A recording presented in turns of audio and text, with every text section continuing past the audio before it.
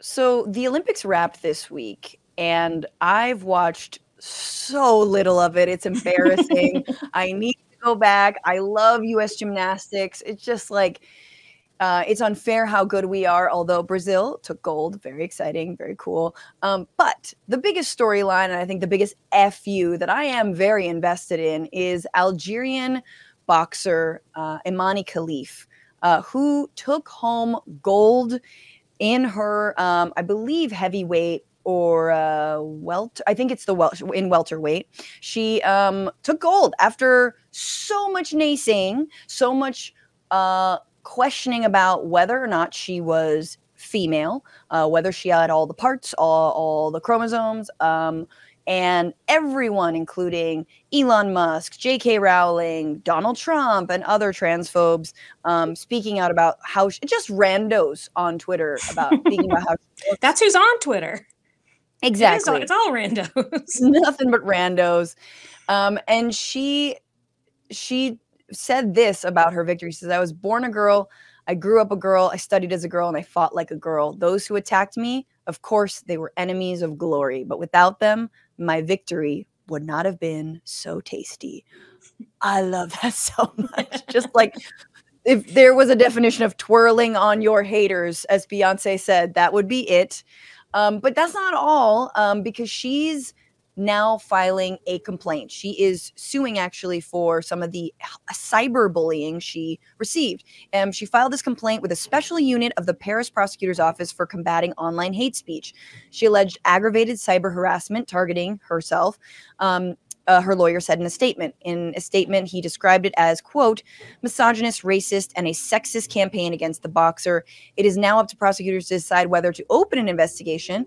As is common in French law, the complaint doesn't name an alleged perpetrator, but it leaves it to investigators to determine who could be at fault. And it's kind of crazy what could happen. So they received the complaint on the 4th of August. Agents from the National Unit for the Fight Against Online Hate, which I'm like, can we have one of those units? Yeah. There's a unit? Yeah, also, I don't know. You guys need to fight a little harder. Yeah. Well, yeah, there's still rampant amounts of online hate. They were like, we missed the boat on this one. Yeah, when you think there's no task force, you're like, well, of course it's like this, but like somebody's got an eye on it, and it's still like this. Oh, geez. Totally. No, yeah. Well, and a lot of it has to do with the fact that it happened on X, and you can't say the word weird on X or cis on X without being, whatever, like. What a bunch of cis weirdos. Exactly. Nothing but cis weirdos. Okay, so under French law, the crimes, if proven, carry prison sentences that range from 2 to 5 years and fines ranging from 30,000 to 45,000 euros, which is not nothing, although J.K. Rowling absolutely has that money, even though since this complaint, J.K. Rowling has been very silent on social media. If you haven't been following what she'd been posting before, it was things like this, and this was after Khelif wins the gold. She says, "For the record, bombarding me with pictures of athletic women to teach me that women don't all look like Barbie is like spamming me with pics of differently shaped potatoes to prove rocks are edible. What? I can still see the difference, and you look frankly bonkers. In other words, I know what a man looks like. It's a man. It's a man. It's a rock, and I can't eat rocks. I could kick them if I knew what was good for me, but yeah, I mean, that's the thing. Like, of course she's not saying anything now because she never had to say anything. She can just shut the fuck up about this stuff. Isn't that amazing? And at this point, some people have gotten to her around her and are like, JK, come on, just have a cup of tea, relax. Exactly. And she's like, fine, this week. But like, just always shut up about it. Her mind is not going to change. There's no need to have a campaign to educate her. Yes. Just get her off of the platform. Well, I'm not like, get her off of X. Just like, shut up about it. Go be rich. Go spit diamonds into one of your designer handbags, Eliza, or whatever it is you do. This is why I fucks with you. Like, that's what I always say on this show. It's just, if I had that much money, I would like buy a building and, have it be like movement space and a comedy club, much like the Lincoln Lodge actually in Chicago, and then I would fuck off in the night. You would never hear from me again. I would never post anything on social weird media. Is it that this woman with more money than all of us put together probably it is like uses her time to do this, to bully people, even if you know she believes that what she believes is right. Like at a certain point you have to see like, oh well, I think these people are crazy, I'm bullying crazy people. That's what I'm doing. Right. En exactly. masse. Exactly. You know, bully him into being cis again. No, and like, just to refocus on Khelif, this was the moment that she did win, which was very sweet. No, I forgot to play what I think. So that was her, and she was being very sweet to her competitor. And again, like also like Giorgia Meloni of Italy, like spoke out against her, threw some shade, and it's just like it is very racialized, right? Everyone. Oh, in the entire time. And for those of you who don't think it absolutely was. It's, how dare you punch a white woman? Well, and there's also women, just masculine, quote unquote, appearing women are one of the subsets of women who always get extra shit. And a lot of those women are women of color, like to whoever is making those decisions in their brains of what is masculine, what is feminine, what is blah, blah, blah, blah, blah. So like women of color are the first to get this kind of shit. And it's because of these, I don't know, colonial standards of beauty and femininity or whatever. And jealousy. And then like, I mean, you look and you hear like the whole, like we haven't touched on this, but, and I clearly we're not into sports, but like, don't think I haven't noticed like the, you know, the WNBA squawk about, they're all black lesbians and poor Caitlin Clark. Oh, I mean, this came up because, or this is, I think of it that way because years ago I wrote an essay. I was trying to get, when I was working on Totally Biased, I was trying to get us to do a story on the WNBA because I was like, I think it's very weird how angry men get about the WNBA. Now, granted, this was, I don't know, 2013, 2012, something like that. So, and I haven't talked to a lot of men this year. Maybe this year they're all into it. I don't know. But at the time, every time it would come up, they would not just get like disinterested or annoyed, but mad. Most of the men that I would talk to are here talking about it publicly. And I was like, I find that very strange. Why is that? And the men that I was working for were like, well, fuck that. We don't want it. Like they got mad also. And so I was like, all right, so I'm definitely onto something. And yet you're too much a part of it to want to put this on TV. And just started doing a lot of thinking about it. And I would hear men and women talk about how, well, they look like men. And I'm like, I think men are not used to seeing women who are not made up to look pretty to them on their TV. Or in a position where a lot of people are looking at them. I think seeing quote unquote not pretty women, or even just like regular looking women without professional hair and makeup, is foreign to them. And especially over a decade ago. And it looks wrong and fundamentally upsetting to them. That's so true. They're like, what are you? You're not designed for like my viewing pleasure. Even though I'm a real big basketball fan, and I mean, whatever. And I'm not saying there aren't basketball fans who don't watch the WNBA, but that's exactly right. It's like, it's just not about like the male gaze for whatever it is. Like if you don't like it, it's fine to just be like, oh yeah, I'm not that into it. I'd be like, no! And it's the what reason, is this triggering inside of you, you weirdos? Yeah, and that's the reason why Sepp Blatter, remember, head of the of FIFA, was like, I mean, used to be head of FIFA, was like, well, I just think if the women's soccer players just wore skirts, you know, there would be a lot more viewership. And straight up, there are right-wing commentators right now who like ostensibly like sports and are women, and they argue the same shit. Like, well, nobody watches women's sports, that's why you don't get paid as much. And like, you're openly advocating for second-class citizenship.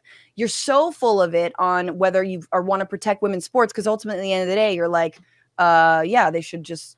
Also, it's not programmed at all for the people that it could attract. Like, all right, so if these are the areas in which, speaking to athletes, I, as a comedian, was like, wait, that's just like us, because people would talk about female comics, be like, well, the problem is people just don't think women are.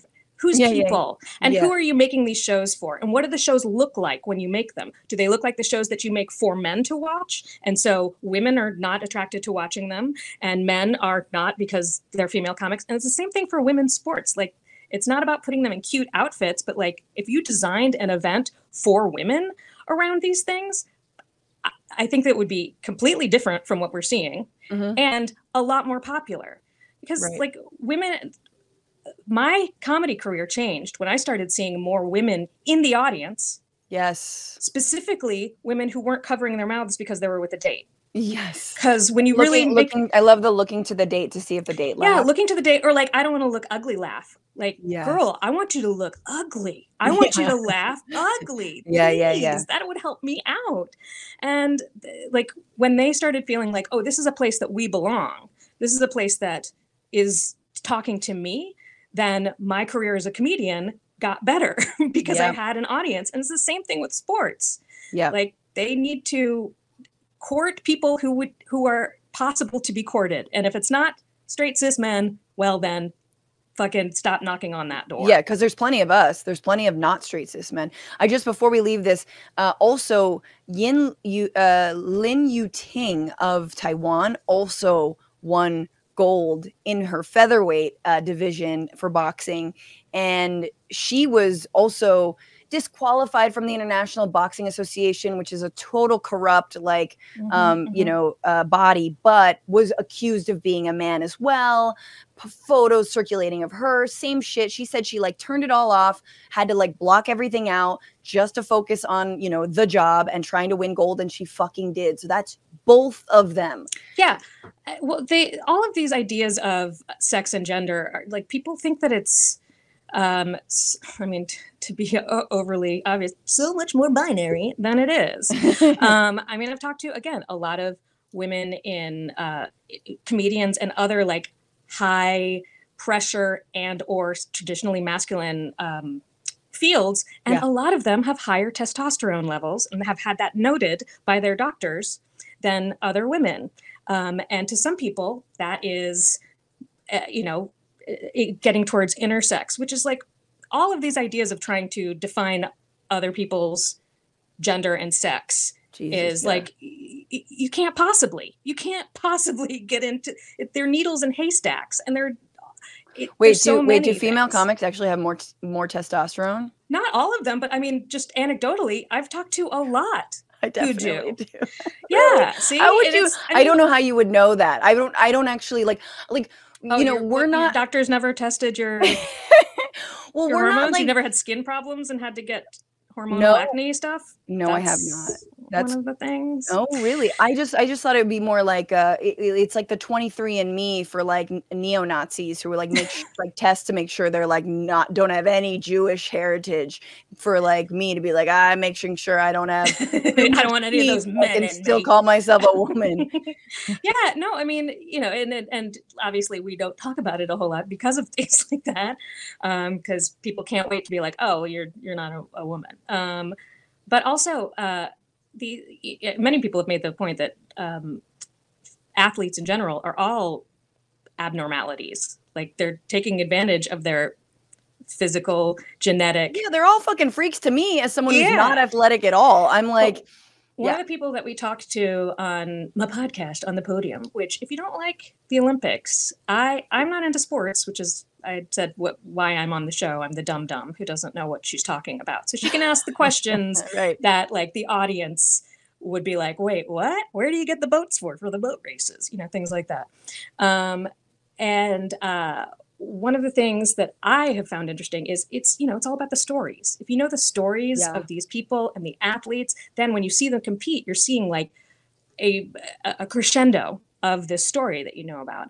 And one of the great stories that we got was from Raven Saunders, who is a 2-time silver medalist shot putter, and did compete this year, didn't medal this year, but I mean, they've got 2 silver medals. I think they're doing okay. Yeah, it's fine. It's whatever, but it's a great episode. It was recorded 2 years ago when they went by they, them pronouns, went by she, her pronouns. But their story was all about having to deal with all of this stuff about sexuality and gender and not fitting in anywhere, to whilst they're becoming an elite athlete, an athlete with a body that can do things no other body can do, and that people work so hard to, and they're still being made to question themselves and their right to live, and got to the point of suicide, oh my God, contemplating that, and kind of had to make a decision for themselves, like, am I going to care about myself or am I not? Yeah. And how can I care about myself enough that it matters to other people also? And made that a real like rallying thing. Like these Olympic athletes, I know a lot of people are like, the Olympics is terrible, it's bad for everybody. And there's a lot of stuff that is in the core of the organization. But for the athletes, it's so important, especially the ones that are not from the US or Australia, England, China, the big countries that we know a lot about. Yeah. Like, people who are like, the only person from miles around their village went and competed and won something. That means so much to so many people. And it ends up, they end up getting to start like all these foundations that help people. And it's just because they had weirdly long shins or whatever it is, and they worked on doing something with it. And like the other thing is, I do think, like, although it's so terrible what happened to Lin Yu Ting and also Imane Khelif, I am heartened because I think it brings so much more attention to women boxing. I think it gives us that storyline to rally around, and it gives us a storyline like what you're saying, an athlete who is now non-binary, but who is having like suicidal thoughts, to understand that when we bar trans people, when we bar non-binary people, we are, truly not always dooming them, but we are guaranteeing that they are going to have those suicidal ideations and those thoughts. And like we are, this is a bullying on a global scale. And so just to have that come to Jesus moment for everybody. And I just want to say before I take it back to you, let's also remember the Egyptian fencer who was competing while pregnant, to talk about fucking breaking down barriers. Like, yes, I love that. I mean, she didn't win gold, but fuck, man. Yeah. And I mean, I think that there's a lot of like, I feel like sports and trans people in sports is like one of those gateway issues in transphobia, where people could be like, well, but I mean, they should be able to work in an office, but sporting, how do we blah, blah, blah, blah. And the problem is sports and body dysmorphia and gender dysmorphia are always going to be intertwined, because there is so much, of course, like working with your body and trying to change your body and trying to make it into something that makes you happy and that you can respect and believe in and not be ashamed of. Right. And so there's a lot of people with those issues for different reasons, all in the same space. And to say, like you were saying, like to kick them out, it just makes it so much worse. If they're fine, like you would think sports would be a healthy way for someone with very little resources to try to deal with some of those feelings. Like, let me try to change my body and to change my relationship with my body. And then to say, you're not allowed here either. What's going on, Frantifa? If you haven't already, subscribe to this channel right now. Hit that button. And also, you can become a patron and support the show every single week. Get access to bonus episodes and exclusive merchandise. Patreon.com/Bitchuation Room. Do it.